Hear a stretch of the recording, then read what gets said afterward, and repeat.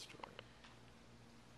Ready? I'm Sandy Ryberg. I knew Suzy Beaton-Herring for probably 35 years and was with her at the moment that she died. And so I'm going to tell that story. It was a normal day. It was our first class back after about 3 weeks, so we were all glad to be back. And I remember noticing that she danced better than ever, perhaps, or at least as well as I wished I could, since we're both about the same age. Beautiful style. She did not seem to be uncomfortable or in any way during the class. Once mentioned having a little bit of trouble breathing, but was just doing class completely. We had just done a combination that's a tango, and we were all loving that combination. It was a particularly beautiful one, and at the end of it, Suzy stepped over here and said, can we do it on Friday again? And I'll bring roses, and we'll all put them between our teeth. Am I saying it kind of like she does, I hope? And then we started learning the next combination, and she stepped forward to do that combination and dropped to the floor. And I said, oh, Suzy, and knelt down right beside her.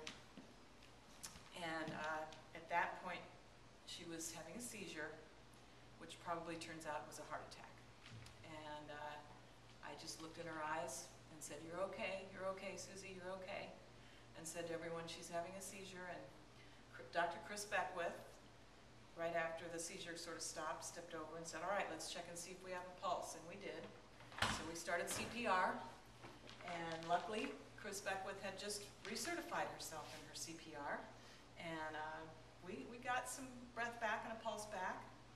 And I forgot the part about where I said to Linda Evans, call 911 right now. And luckily, her phone was still on, and she hadn't turned it off during class like we usually do. So she called 911.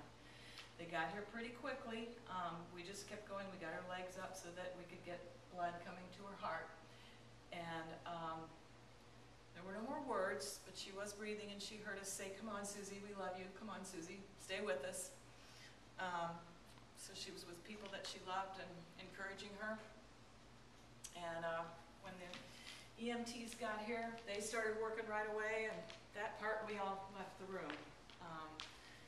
And then we looked through, before we left the room, I looked through her purse, found her ID and everything, found her cell phone and said, we gotta call Malcolm. And so we looked and found and called you and said, meet us at the hospital. And so then we know that, so we know she was kind of at least with us a little bit when she went out. But I don't know what happened after that, but we kept her with us, and she heard people say she loved her as she left. Thanks for telling us that. Sure.